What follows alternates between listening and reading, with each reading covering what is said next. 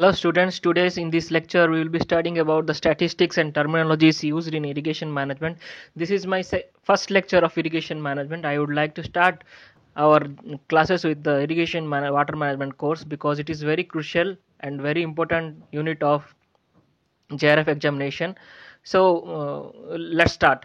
Irrigation is Irrigation is the art and science of irrigating the crop or application of water to the crop for better crop production and yield. So, in this complete irrigation water management, we will come to know when to irrigate, how to irrigate, and how much to irrigate. These three questions can be answerable after studying this whole unit. So, let's start. There are many terminology that can be used in irrigation, that is used in irrigation, and frequently questions have been asking from that terminology portions. Okay, so let's go to the first terminology, which is called aquifer. Aquifer is nothing but the water bearing formation in the soil. Okay, so we can irrigate the crop underground water. It is a structure from where we can draw the water and we can irrigate the crop. Okay, so this is aquifer. It is situated on the bedrock. Okay, bedrock, and irrigation can be done by withdrawal of water from the underground sources. Okay, this is a source of underground water. Similarly, second one is the barrage. Barrage, you might be knowing, a large structure erected across the river. We have to put, if the river is flowing, we have for putting barrage for irrigation. We have to put a barrage here. Okay, to store the water. Okay, to store the water, and it is usually used for irrigating the crop via canals. Okay, via canals or some other means. All right. Okay. So the next one is bound water. Bound water is nothing but it is water adhered to the colloid. Okay, it is closely associated to the colloid particle of the soil. Okay, in the soil there would be colloids. Oh, so this water is retained against the force of evaporation over 1080 atmosphere. This is very important. Okay, must remember colloid and 1008 atmosphere. Okay, next one is the crop period. Crop period is the time period between sowing to planting. Similarly, you might be knowing base period. Okay, base period. Base period is the entire duration of crop from first irrigation to last irrigation. This is important. You must remember what is base period and what is crop period. What is the difference between them? Okay, the next terminology is delta. Delta is the depth of water. Delta and depth. De de depth of water. Okay, the next one is very important, duty of water. This is the ratio between area of crop and the quantity of water applied to the area to be covered. Okay, area is the duty. Okay, area means duty, it implies the duty. Okay, area of crop that has to be irrigated.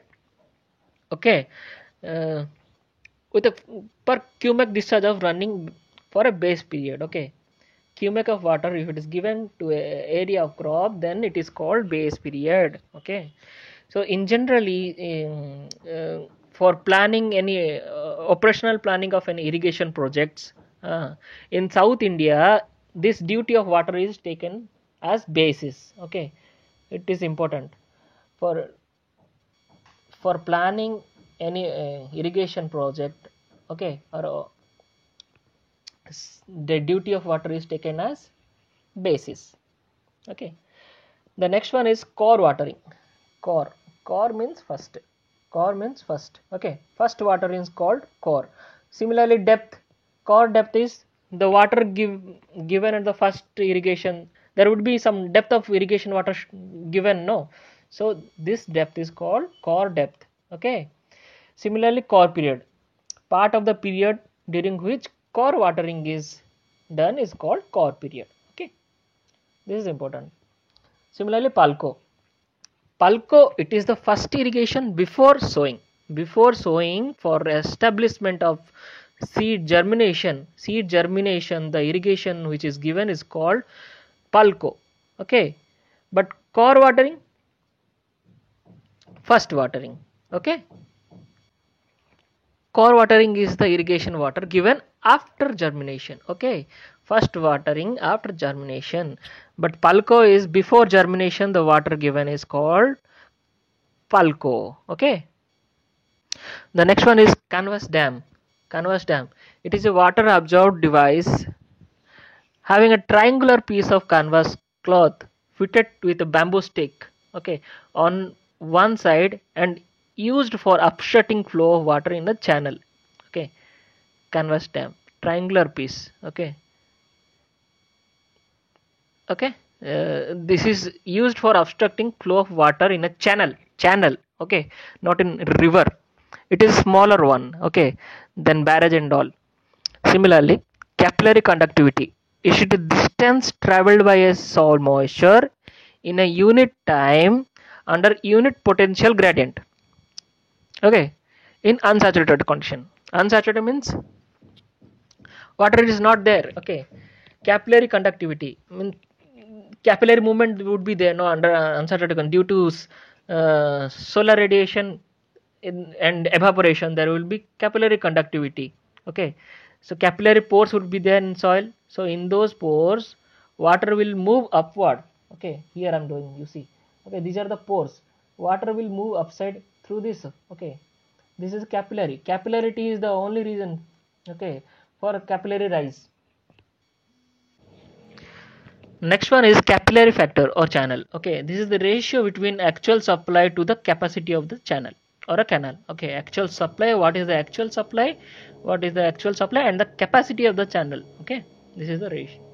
Capillary porosity might be, I told there will be capillary pores and non-capillary pores in the soil. Okay, the porosity caused by capillary pores is called as capillary porosity. Okay, capillary pores.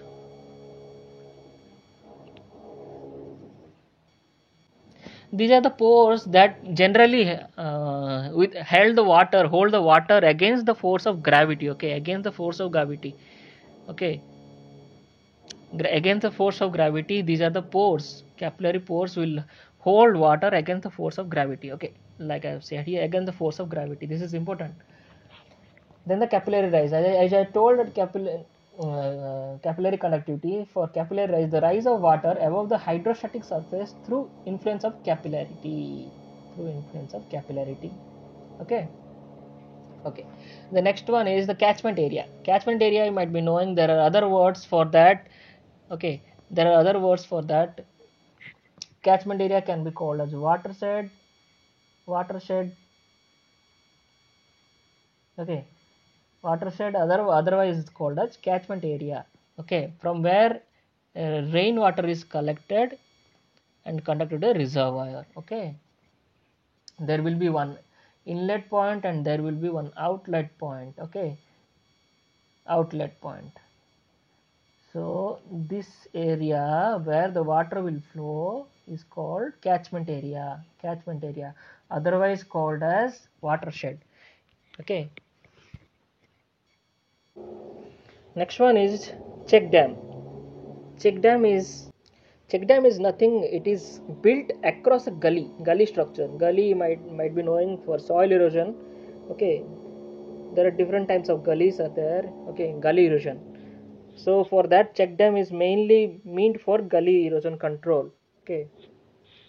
The next one is command area. Command area is the same as catchment area, but it comes under an irrigation project. Dam or an irrigation project. Okay, irrigable land area, command area means there is a river and through canals will irrigate the crop fields. Okay, crop fields. Okay, will irrigate the crop fields. This is the full river where it will go, full area will go for irrigating the crop. Okay, so this area is called command area. Okay, this is fully command area. Similarly, the next one is live storage. Okay, this live storage, dead storage, and gross storage. These three are related to the reservoir or dam. Okay, these three are related to the dam or reservoir. Okay, live storage is the water stored in the reservoir. between full reservoir level and the dead storage level. Okay, for that you must know what is dead storage. Okay, water stored in a reservoir below the inverted level of lowest discharge outlet. Okay, this is a dam. Hmm. This is dam. Water is there this side. Okay, this is a dam. These are the check gates. Okay, so this is the lower output. Okay, so the water stored up to this limit is called what? This is called dead storage. Lowest discharge.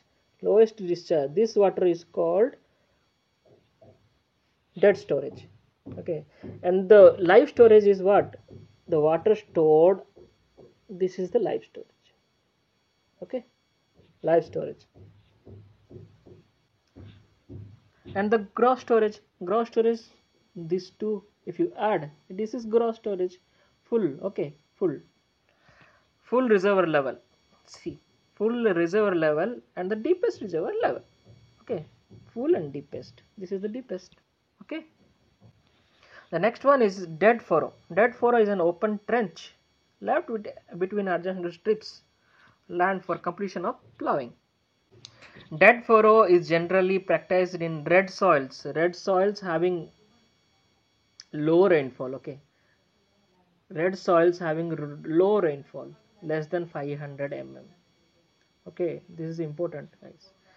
Dead furrow is used for red soils having less than 500 mm. This is a water conservation technique. Okay, in dryland areas for soil water conservation, dead furrow is used in red soils.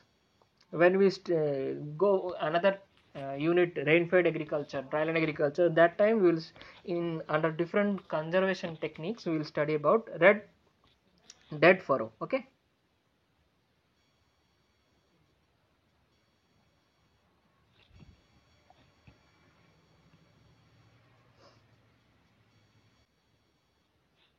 The next one is Daira land or recession farming. Daira land is nothing but the flooded areas. Okay, after flood, it is entering to the crop fields. Okay, after recession of the flood. Okay, when the flood time is over, when the water starts to recede. Okay, that time this soil moisture, we will take the opportunity of this soil moisture to sow the crop. Okay, to sow the crop, dryland crop. Okay, to dryland crop where the irrigation facilities are not there. After the flood, we will sow the crop here so that we can grow crops here. Okay, we can take the opportunity of the recession of flood water. Okay, this is generally practiced in flooded areas. Okay, in UP it is called Daira lands. Okay, Daira land, you must remember this. Okay, Daira lands. Okay, when the water recedes, we will take the advantage of silt and nutrients brought out by flood water. Okay, when there is flood, it will brought all the nutrient and the silt to that area, so it will deposit here. Okay, after the recession of flood, or when the flood water is receded, then we will take the opportunity of the silt and the nutrient brought out by the flooded water, and we can sow the crops to grow any profitable crop. Okay, this is important. The next one is gross command area. Okay, gross command is area. What is GCA? Okay, this is the total area lying between drainage boundaries which can be irrigated by a canal system. Okay, this is a canal. Okay, this is a canal, and these are the areas. Okay, these are the areas that are to be irrigated by this canal. Okay, so this total area is called as gross command area. Okay, gross command area. Gross command area. This area is to be irrigated. Then what is cultural command area? Okay, in this area there will be some roads or unfertile lands, barren lands, or local ponds or village. Okay, local ponds or village. Okay, barren lands. Okay, so excluding this, the rest of the area where crop production is there is called culturable command area, CCA. Okay, CCA. Then what would be the intensity of irrigation? Okay, when water supply from a reservoir is not sufficient, Okay, when water supply from a reservoir is not sufficient, then some portion of the CCA is brought under irrigation. Okay, so there are say suppose 10-hectare lands, okay, CCA, but water is only sufficient for only 5 hectare of land. Okay, then in that case, water, the rest of the area is not included under, not given with irrigation. Okay, only 5 hectare area is given for irrigation. So in this way we can calculate the intensity of irrigation. Intensity, out of 10 hectare we irrigated 5 hectare. Okay, the next one is hydrograph. Okay, in 2022 in 2020 they had asked a question from this. Okay, in SRF they had asked agronomy. Okay, what is the graphical representation of rainfall intensity against time? Against time. Okay, in SRF exam you might be knowing they have added a soil water conservation unit. Okay, from that unit they had asked this question: what is the graphical representation of rainfall intensity and against time is called as? Okay, it is called as hydrograph. Hydrograph. Okay. The next one is irrigation response. The rate of increase in crop yield per unit increase in water applied. Okay, this is yield by water applied in general we can say. Okay, water applied. Right. Then the laminar flow. Okay, the flow in which fluid moves smoothly in streamlines parallel to the non-turbulent flow. Okay, then when this laminar flow will occur, you might be knowing Reynolds numbers. Okay, in while we go further, we'll study Darcy's law. In that, we'll study about Reynolds number and the flow. Okay, where it is applicable. Okay, so when the flow is laminar, then the Reynolds number will be below 2000. Okay, this you must remember. Okay, for turbulent flow, non-laminar, it is more than 2000.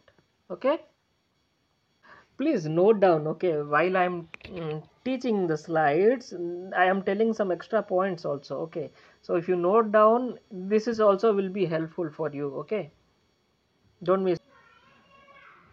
Okay, the next terminology is limnology. It is the study of freshwater.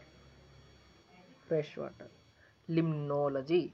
Ah, there are different aspects like physical, chemical, meteorological, biological aspects. If you are studying freshwater ecology, then it is called limnology. Limnology. Okay. Then midday depression. Midday depression, what you might have observed in the during your UG time when there is a field exposure visit. Okay, in that time in the middays. Okay, during middays, due to high solar radiation and low humidity, the plants are growing near soils nearing field capacity may subjected to severe water stress. Okay, due to this, what will happen? The plant which is grown under the field, it may show severe symptoms like wilting symptoms. Okay, wilting symptom. Okay, wilting symptom. It won't be straight. Okay, it will droop. It will droop, showing droop during midday only. Okay, midday because solar radiation is more and low humidity. Okay, these two factors due to these two factors there will be wilting symptoms in the plant. But when the plant when we night when the night comes, then the plant again regenerate. Okay, again it will come to previous form, it will stand again. Okay, this is called midday depression or midday deficit. Even though there is sufficient moisture in the soil at field capacity, okay, there is sufficient moisture, even though it will show wilting symptoms. Okay. Okay, the next one is mid-season correction. Okay, mid-season correction, this is correction mid-season correction. What is mid-season correction? It is a practice, contingent management practice to overcome aberrant weather condition. Okay, aberrant weather condition. If you have grown a crop, Okay, this is sowing, this is harvesting. Okay, so if you experience in aberrant weather conditions like cyclone, okay, or flood or whatever maybe, or high wind velocity, solar wind velocity, okay, heat flows, heat flow. So if you have sown a crop, okay, this is germination, okay, if you have germination, this is crop growth stage and this is harvesting. Okay, so in the mid season, if there is deficit of water due to unexpected cyclone or flood or whatever may be, that time some correction has to be done so that we can get a minimum yield without complete loss of crop. We at least minimum yield we can get. Okay, this is called mid season correction. Mid season correction. Okay, so for example we can go for thinning or population adjustment according to the availability soil moisture. Soil moisture is less but plant population is optimum, okay, but soil moisture is not optimum, then we can go for thinning. Okay, thinning, removing the extra plants. Okay, this is called mid season correction. The next portion of this presentation is the statistics. Okay, statistics. There will be some memory based sentence or data that you must remember. Okay, so this unit also it is very important in the point of remembering the questions. Okay, remembering the data, remembering this is very helpful. Okay, the total amount of water on the earth, this is what, 1400 million kilometer cube. Okay, this is the total water, out of which 2.5% of water is fresh water, which can be used as uh, fresh water. It is not having salt. Okay, similarly rest of the water are 97% are ocean water. Of the total fresh water, 77.23% is present in polar ice caps or icebergs or glaciers, okay, which we can't use it. Okay, out of this 77.23, note it students, 77.23% of water are present in polar ice caps. This water we cannot use for our purpose or irrigation purpose or any purpose. Okay, this is completely loss of. Okay, this is we cannot use. Okay, rest of the water we can use, which is flowing in rivers. Okay, any channel. Okay, like that. Anyway, the next one is annual precipitation or annual water budget of India. Total water budget 4000 kilometer cube. 4000 kilometer cube. Okay, 4000 kilometer cube, this is very important. 4000 kilometer cube or 400 million hectare meter. Okay, how this came, this 400 million hectare. The geographical area of India, how much? 328 million hectare.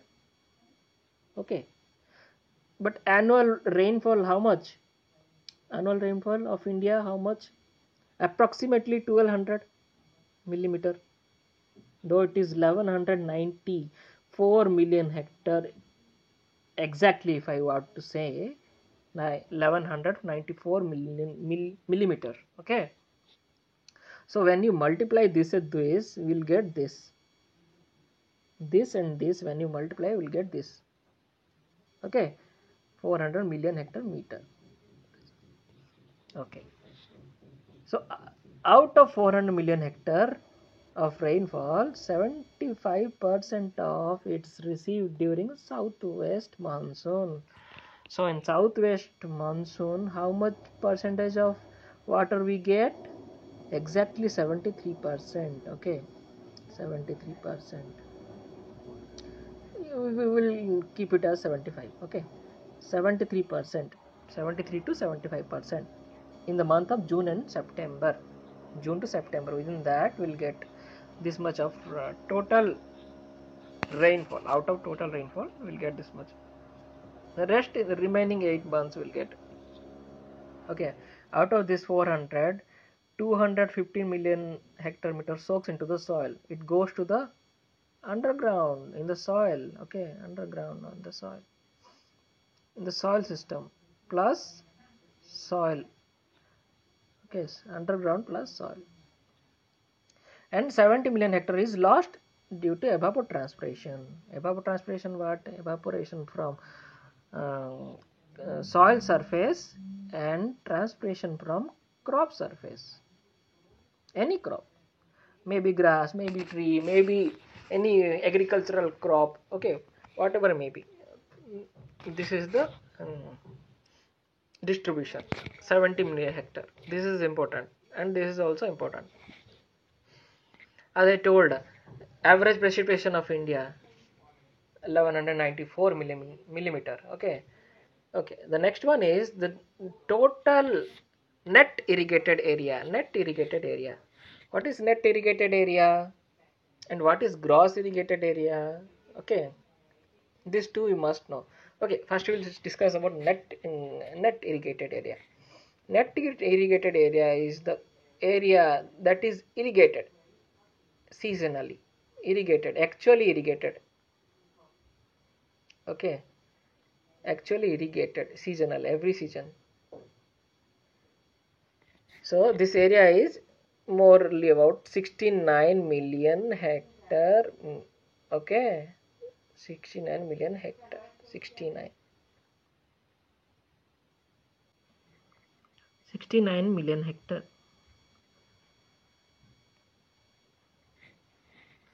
Total net irrigated area is 69 million hectare of India. Okay, the three states which are top three states, which are the top three states? UP, Madhya Pradesh, and Rajasthan. These are the top three states. Means in UP irrigation, total net irrigation area is highest. Okay, this is, you must remember. Similarly, the gross irrigated area. This is the area that can be irrigated. Okay, that can be irrigated, but net is the actually irrigated area. Actually irrigated area per season. Very important. Okay, this is nearly about 96. Okay, just reverse 69 and 96. Okay, same trend also in gross also and net also, same trend. UP, MP and Rajasthan. But you must remember these two numbers. 69 million hectare, just reverse it, 96 million hectare. Though if you want to exact, 96.45. Okay. Okay, next one is cropped area under irrigation. Okay, in this Punjab is the highest. You might be knowing irrigation in Punjab is very well developed, followed by Haryana and Uttar Pradesh. Okay, Punjab is first in cropped area under irrigation. So 95.2 percentage of crop area is coming under irrigation in Punjab state.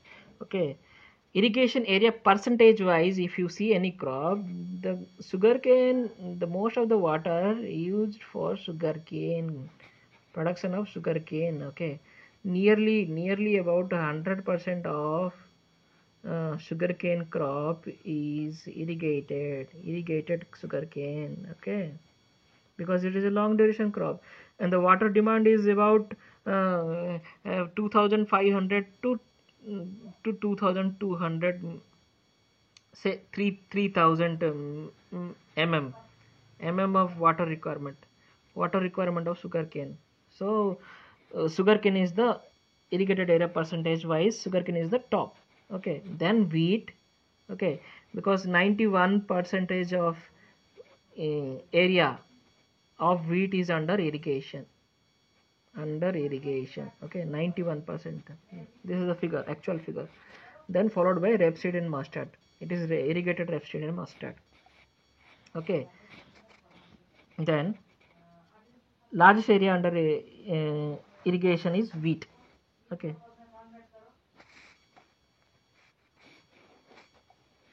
Then you might be confused. Okay, here you told sugarcane, here how you are telling wheat. Okay, so this is the area. Okay, area wise total area in wheat is nearly about 29.8 million hectare. Okay, million hectare. So out of this, if you take 91%, because 91% of the area is irrigated, okay, nearly about it will come some about 24, say for example 24, 25 or 25 million hectare is irrigated in wheat. So but if you compare sugarcane, how much area we have? Hardly about some 56 lakh hectare. Okay, so in this sense, if you compare this and this million hectare, which is more wheat area. Okay, so in this way the largest area under irrigation is wheat. You understood now? Okay, next one is total irrigation potential. Okay, this is total, means this much area we can irrigate, but actually how much we are irrigating 69 million hectare. This is net gross 96. Understood? Thus these three figure you must remember. Okay, okay, so total groundwater is 64 million hectare. Okay, ultimate irrigation potential is covered by major, medium, minor projects. Okay, this comes about 75 million hectare is given, but Central Water Commission of India has divided into 20 river basins, 12 major basins and 8 composite. Okay, out of 20, 12 are major. Major means more than 20,000 hectare catchment area.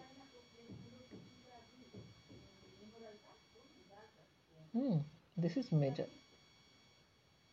Less than that, others. Okay, others.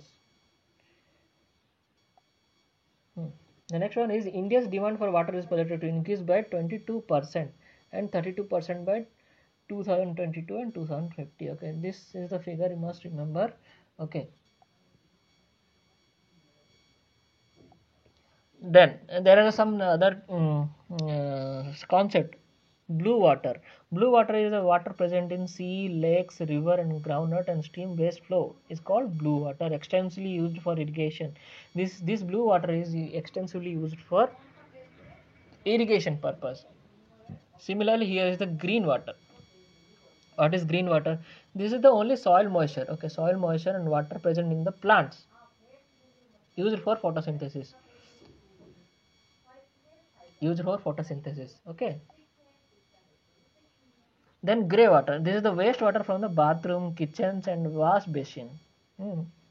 It can be used in crop production. Particularly in the kitchen garden. Okay, the wastewater coming from the bathroom can be used for cultivating crops in the kitchen garden. Okay, or lawns or like that. Then comes black water. This is the water coming out of domestic sewage. Domestic sewage or industrial waste. This is the industrial waste. Okay, from industrial waste the water is coming. It's called black water. Gray water, black water, here blue water, green water. Okay, these four you understood. Now comes the virtual water. Virtual water is nothing but the water consumed in the production process of an agricultural industrial product. It's called virtual water. Okay, this is given by Tony Allen.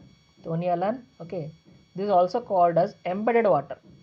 Virtual water is called also called as embedded water. Okay, uh, if you have 1 kg of rice, okay, at your home, so for production of 1 kg of rice, not paddy, okay, after processing rice will come, okay, so 1 kg of rice, how much quantity of or liters of water is required is called virtual water. Okay, this is called virtual water. The in similarly for wheat, for producing 1 kg of wheat we need 1000 liters of water. For 1 cup production of coffee we need 140 liters of water. 1 liter of milk we need 1000 liters of water. See here the rice comes. 1 kg of rice we need 5000 liters of water for producing 1 kg of rice. For wheat it is 1000. Okay, this is the figures. Okay, then water footprint. What is water footprint? This is a term which means total amount of fresh water used directly or indirectly by an individual or a community or a nation over a period of time. This is water footprint. It is a geographical indicator which shows water used or polluted by a group of organizations. It is given by Hoekstra, Ajanya Hoekstra in 2022. Okay. So global water footprint how much? 1240 cubic meter per person per year. 1240 cubic meter cube per person per year.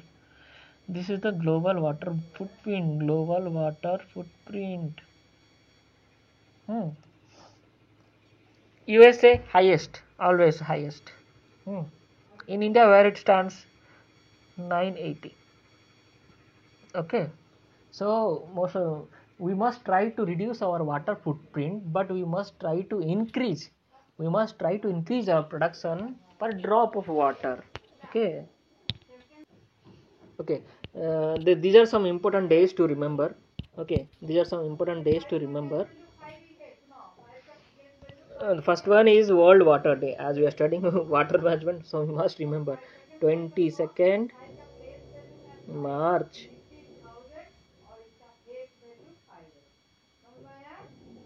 Okay, 22nd March is the World.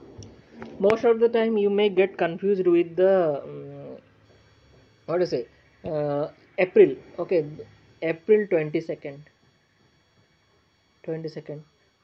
Okay, March 2nd is the World Water Day. Okay, but what is April 22nd? They will ask question like this. Okay, what is April 22nd? You may get confused with the April 22nd is the Earth Day. Okay, don't get confused. March, management, manager of irrigation.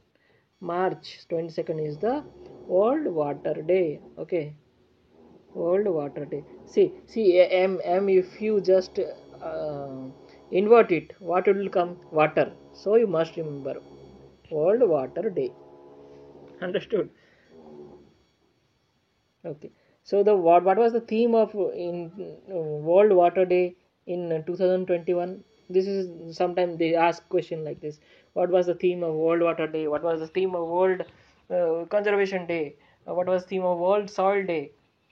Like this. So the themes you must remember. Okay, valuing water was the theme for 2021.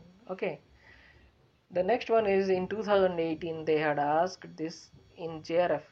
If you go JRF question and you can search this, you will find World Wetland Day. When was World Wetland Day? 2nd February. 2nd February was the World Wetland Day.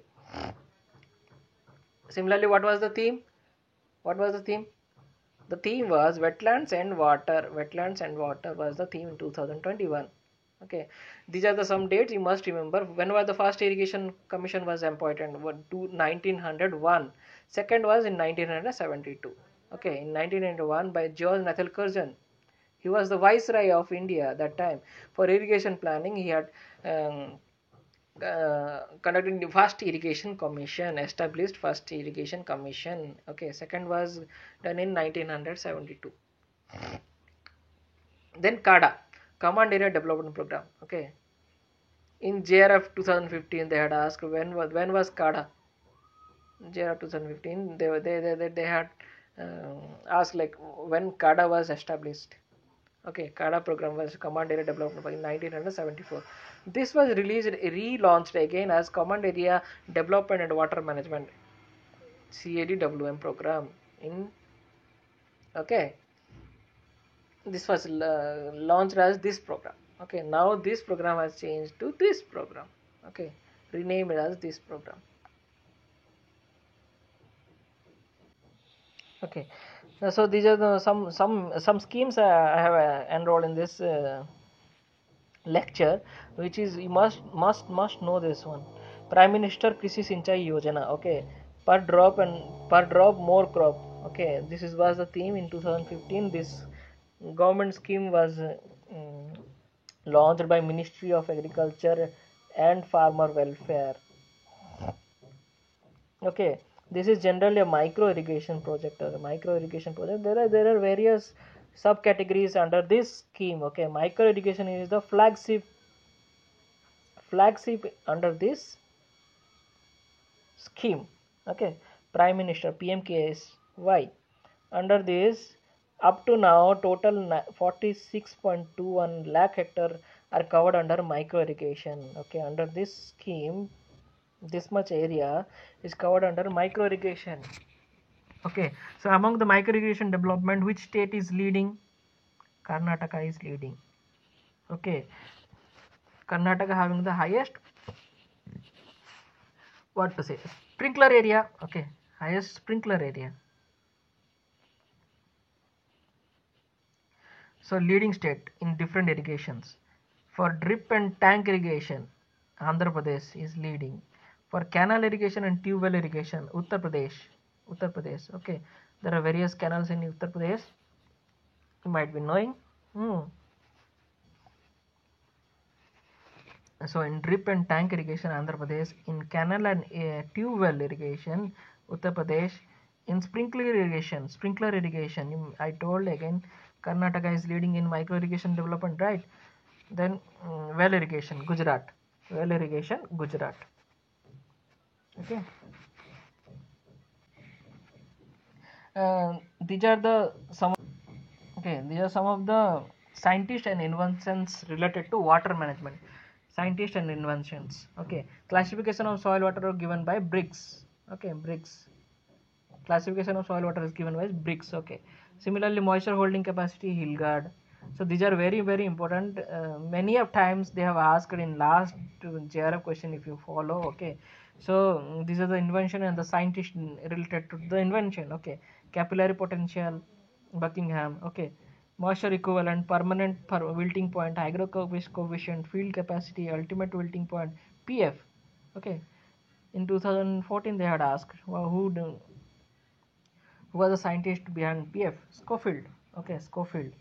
Similarly, for moisture equivalent, Briggs and Maclean, permanent wilting point, Briggs and Sand, 1912. In hygroscopic coefficient, Alvey. Field capacity is important. Okay, Israelson and West in 1922. Ultimate wilting point, Taylor. Tensiometer, Richards and Gardner. Okay. Gypsum block, Boycos and Meek. Permanent membrane apparatus. Okay, permanent membrane apparatus, Richards. Partial flume, partial develop the partial flume apparatus. This is used for measuring the irrigation water in a channel. Okay, pressure plate apparatus, Richards and Fireman. Tensiometer, Richards and Gardner.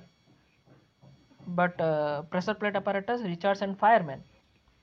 Total soil moisture stress, Walden Nair. Available water, Weimer and Hendrickson. Okay, then comes Darcy law given by Henry Darcy. We will be studying the Darcy's law during water movement in the soil. Okay, then PET, Thornthwaite. PET is given by Thorn. Many times they ask who give the potential evapotranspiration given by Thornthwaite. Effective rainfall by Dastane. Modified pen method by Duven Brute. Water harvesting. Muir's water expense efficiency. Prior also given the IWCP ratio. Many times they ask this in JRF. IWCP ratio given by Prihar et al. Then the combination approach of irrigation scheduling by Durenberg and Kassam. Surge irrigation system by Stringhaven Keller. Some irrigation. Drip irrigation was invented by who? Israeli scientist. He Israeli scientist Simcha Blas. Simcha Blas. Okay, this must remember. Then residual sodium carbonate by Eaton.